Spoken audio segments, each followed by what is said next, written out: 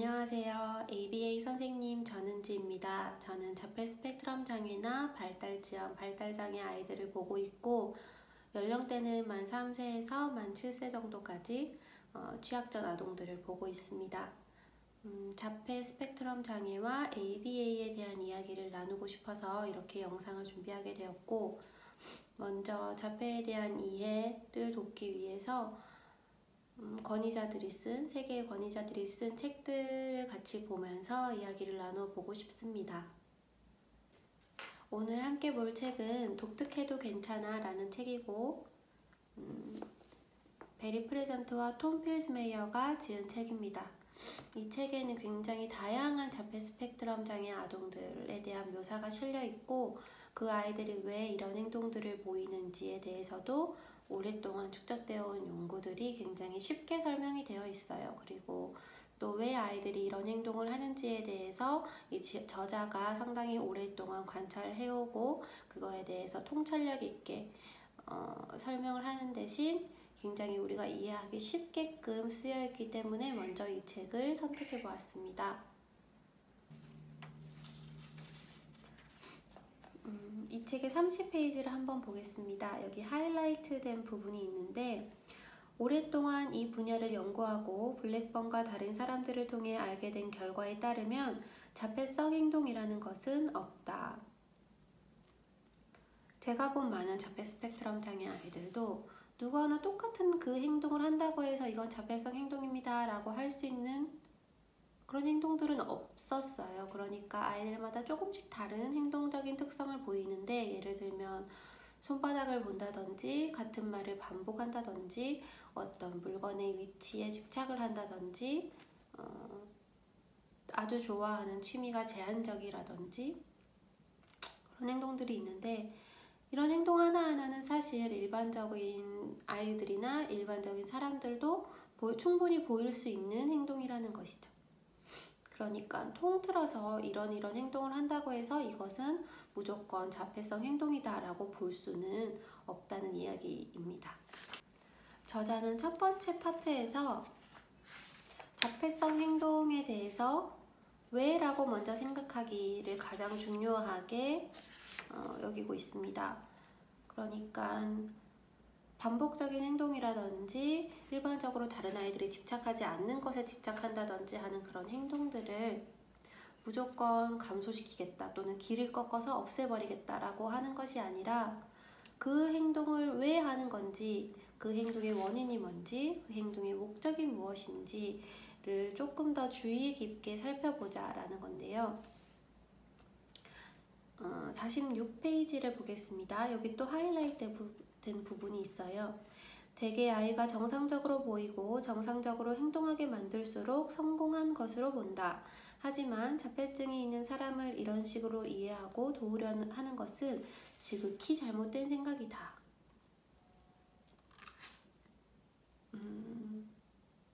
아이가 완전히 정상적으로 보이도록 만든다는 것 자체도 좀 어려운 일이기는 하지만,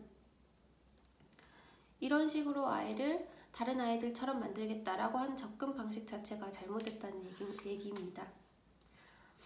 그러니까 아이들의 행동과 그 행동의 원인을 더욱 깊이 파헤치는 것이 훨씬 더 큰 도움이 된다는 얘기인데요. 이 저자 베리 프레전트는 언어치료 전문가이거든요. 그래서 ABA에서 이런 베리 프레전트의 생각을 정리해본다면 아이의 행동의 원인을 더욱 깊이 파헤치는 것이 바로 ABA에서는 행동의 기능을 반드시 파악해야 한다라는 것과도 일맥상통하는 얘기인 것 같습니다. 그리고 52페이지를 보면 가운데 부분에 이렇게 나와 있어요. 자폐성 행동으로 인식되는 행위 중 실제로 문제가 되는 행위는 별로 없다. 아이러니하지만 중요한 사실이다. 자폐 스펙트럼 장애 아이들을 보면 아이들마다 각각 특징적인 어떤 행동들을 보이기는 하는데, 그 행동 자체가 정말로 일상을 방해하는 행동인지 진짜 문제 행동인지 반드시 감소시켜야 하는 행동인지는 조금 더 깊이 있게 살펴봐야 할 것 같습니다. 예를 들어서 수업 중간중간 자기 손을 바라보는 행동을 한다 라고 했을 때, 자기 손을 바라본다고 해서 정말 그 수업 참여를 방해하는 행동인지, 아니면 아이가 다른 아이들과 또는 선생님과 의사소통을 할 때 정말 문제가 되는 행동인지를 잘 살펴봐야 한다는 얘기입니다. 그리고 53페이지에 보면 모든 사람은 자신이 알고 있든 그렇지 않든 자신의 상태를 조절하기 위해 하는 습관적인 행동이 있다 라고 나오는데, 저 같은 경우도 불안하다든지 스트레스가 쌓이는 그런 일이 발생한다든지 라고 했을 때 눈을 감고 가만히 숨을 쉬는 명상을 하는데요. 사실 이런 행동을 하면서 스스로 불안한 마음을 진정시키고 마음을 달래고 다시 일상으로 돌아가기 위해서 자기를 조절하는 방법, 저만의 방법을 찾은 것이라고 볼 수 있잖아요. 그래서 어떻게 보면 아이들도 수업 중간중간에 자기 손을 보면서 마음을 진정시킨다든지, 아니면 같은 말을 되풀이하면서 내가 확인하고 싶은 어떤 것들에 대해서 계속 이야기를 한다든지 라는 그런 자기만의 방법을 찾은 것이 아닌가 라고 볼 수도 있다는 얘기입니다. 그러니까 항상 그런 자폐성 행동이라고 해서 문제적으로만 바라볼 것은 아니라는 거죠. 이것에 대해서 55페이지에 나와요. 55페이지 가운데에 하지만 이것을 단순히 행동으로만 봐서는 안 된다. 그런 행위는 아이가 자신의 불안정한 상태를 조절하기 위해 쓰는 일종의 전략들이다. 자신의 그런 행동들 때문에 일상을 방해하고 다른 사람에게 피해를 준다면 문제 행동으로서 감소시켜야 하겠지만 그렇지 않고 그 행동의 기능 자체가 아이의 마음을 진정시킬 수 있다면 그 행동을 계속하는 것도 나쁘지 않다고 볼 수 있을 것 같습니다.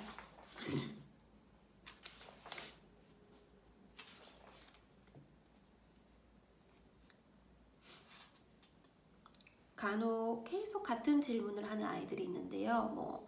이거 끝나고 어디 가요? 어디 가요? 놀이터 가요? 아니면 마트 가요? 계속 묻는 아이들에게 이 저자는 이렇게 말하네요. 귀찮게 자꾸 묻는다며 그만하라고 윽박지르는 사람도 있을 것이다. 하지만 아이가 왜 그러는지 생각해 볼 필요가 있다. 아이가 이렇게 계속 묻는 것은 불안함을 드러내는 신호이면서 필요한 정보를 얻어 불확실함과 불안한 마음을 줄이려는 전략적 행동이기도 하다.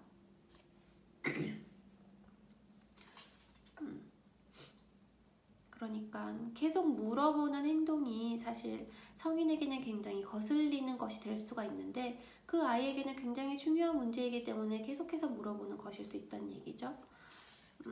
이런 아이의 심리적인 부분들도 절대로 간과해서는 안 될 것 같습니다.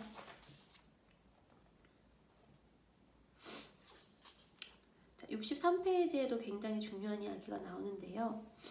두 번째 문단에 그들이 그렇게 하는 진정한 목적을 알려고 하지도 않고 행위 자체만 못하게 막는 것은 자폐증에 아무 도움도 되지 않는다. 이는 자폐증이 있는 사람을 존중하지 않는 것이며 심할 경우 그의 삶을 더욱 힘들게 만들 수도 있다.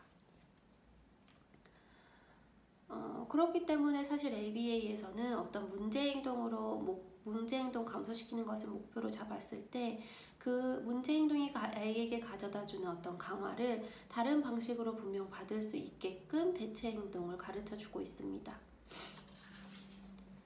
대체행동을 알려주지 않으면 그 문제행동으로 목표를 삼았던 행동이 잘 소거가 되지 않을 뿐만 아니라 또 다른 문제를 야기할 수도 있기 때문입니다.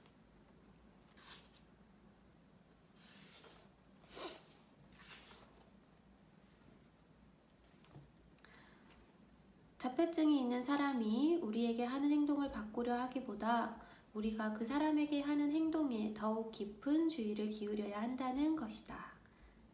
그러니까 아이의 행동을 둘러싼 어떤 환경을 변화시켜 준다거나 아이를 대하는 태도라든지 아이가 그런 행동을 했을 때의 반응이라든지 이런 걸 변화시킴으로써 충분히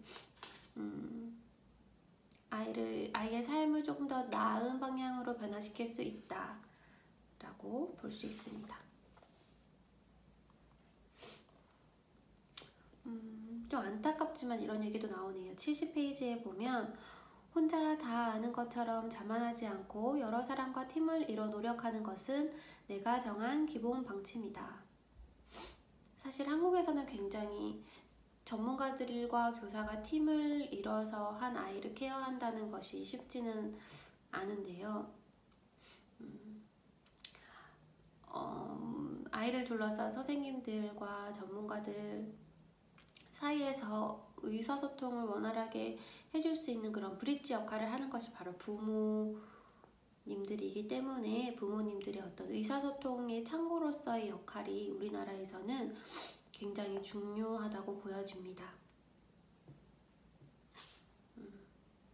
여기 제시라는 아이의 사례가 나오는데 굉장히 방어적이고 혼란스러워하는 아이였어요. 근데 이 아이한테 새로운 의사소통 기술, 팩스 같은 그림을 통해서 의사소통을 하는 방법을 가르쳐주고 또 하루 일과표도 만들어서 보여주고 그리고 아침에는 작업치료사가 아이와 함께 이제 의자에 앉아서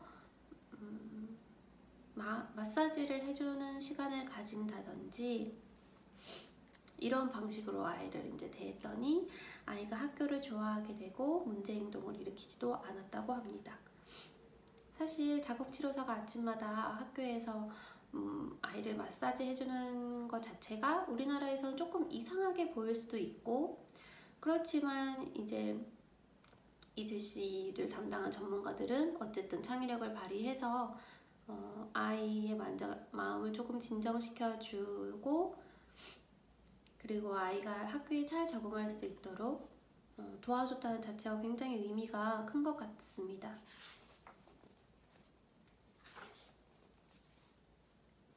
음, 74페이지에 이렇게 제시에 대한 사례가 정리되어 있는데요. 제시를 바꾸려고 하는 대신 우리가 아이에게 귀를 기울이고 계속 지켜보고 왜 그런지 묻고 그렇게 보고 들은 것을 바탕으로 아이에게 다가가는 방식을 바꾸었기 때문이다. 이렇게 아이의 행동을 깊이 들여다보는 거는 관찰력이나 통찰력도 필요하지만 상당히 창의적이어야 된다는 생각도 들어요.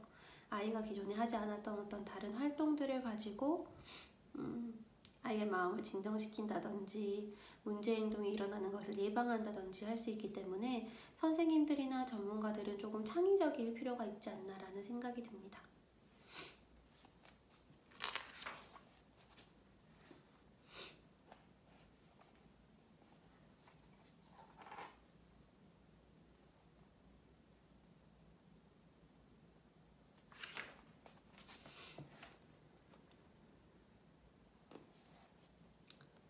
그리고 여기에 이제 반향어를 어떻게 다뤄야 할 것인지에 대해 나오는데요.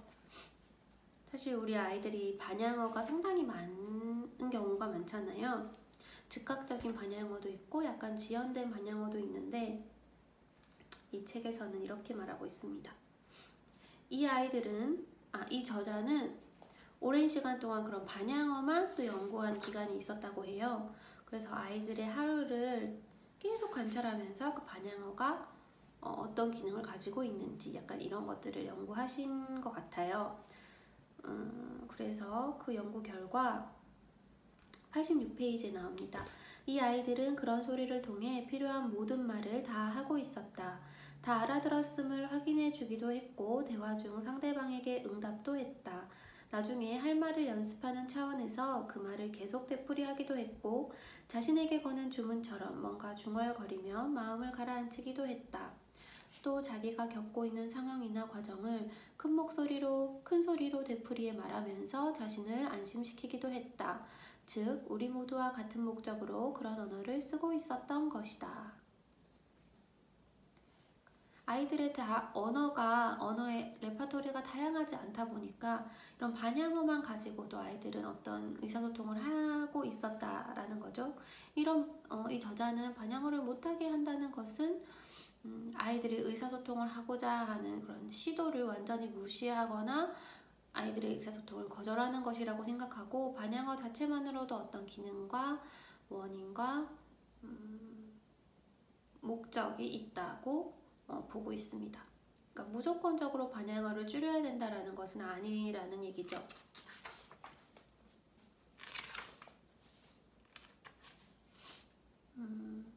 이 반향어를 다루는데 가장 효과적일 수 있는 사람은 바로 가족이라고 하는데요. 아무래도 부모님들이 아이들과 함께하는 시간이 가장 길다 보니까 또 가족과 함께했던 그런 에피소드와 관련해서 아이들이 반향어를 하는 경우도 많기 때문에 가족 중심적으로 이 반향어를 다루는 게 가장 효과적이다라고 말하고 있습니다.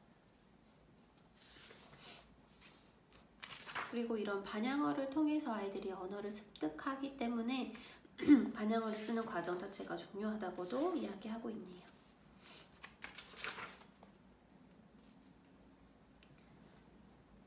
반향어를 가지고 아이들이 다른 사람과 연결될 수 있다라고도 여기 적혀 있습니다. 그만큼이나 의사소통하는 기능으로서 반향어를 쓴다고 하니까 그렇게 반향어를 문제적 행동이다, 자폐적 행동이다 뭐 이렇게만 이해해서는 안 된다고 보시면 될 것 같습니다.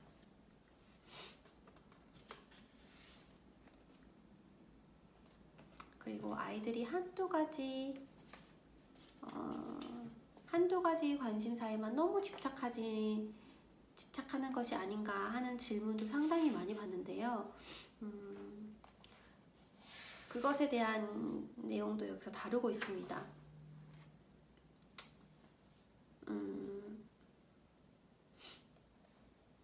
여기 보면 103페이지에 나오는데요.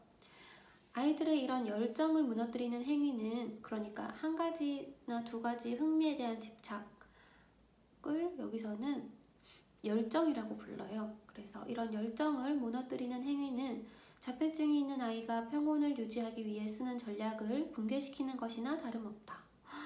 굉장히 세게 이야기하고 있네요. 더 심하게 말하면 아이의 흥미를 자극하고 즐거움을 주는 유일한 근원을 없애는 것일 수도 있다.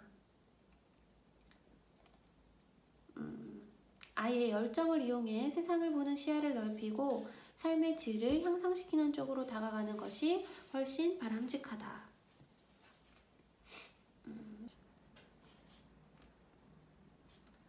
저도 부모님들로부터 아이가 너무 숫자만 좋아해요, 아니면 아이가 너무 알파벳만 좋아해요 라는 이야기를 들을 때가 많은데요. 그럴 때마다 그 아이가 좋아하는 무언가가 있다는 자체만으로 상당히 기쁜 일이라고 말씀을 드리는 편이에요. 그리고 그 아이가 좋아하는 것을 자꾸 이용해서 다른 자극이나 다른 환경과 자꾸 연결시켜주고 그걸 매개체로 해서 다른 세상과 또 소통하는 기회를 마련해 줄 수 있다고 보기 때문에 그런 열정을 계속 긍정적인 방향으로 유도하시면 좋을 것 같습니다.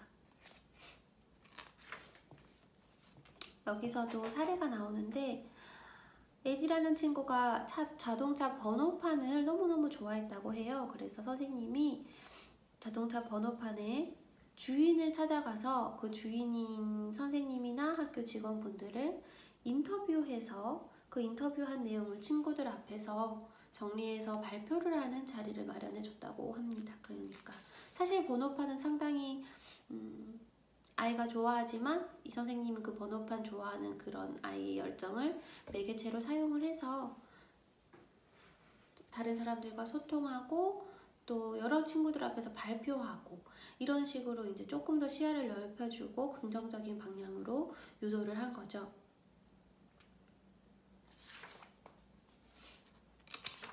여기 보면 아이들의 흥미를 이용해서 굉장히 아이들을 성공시킨 사례들이 많거든요. 이것들을 하나하나 보시면 우리 아이들이 얼마나 가능성을 많이 가지고 있는 아이들인지, 얼마나 잠재력이 무한한 아이들인지를 느끼실 수 있을 것 같아요. 같아요.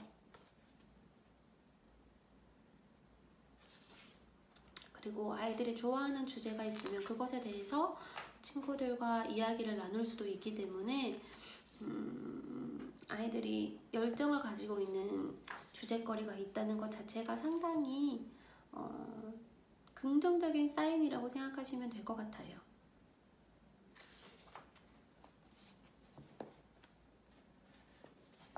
근데 이제 아이들이 자기가 좋아하는 이야기만 하려고 하고 수업 시간에도 자꾸 자기 머릿속에 맴도는 얘기만 하려고 할 때가 있잖아요. 그럴 때는 이제 어떤 시간에만 그런 이야기를 할 수 있어 라든지 약간 이렇게 약속을 정해서 아이들에게 그 이야기를 해도 될 때와 약간 하지 말아야 할 때를 알려줄 수 있다고도 나와 있습니다.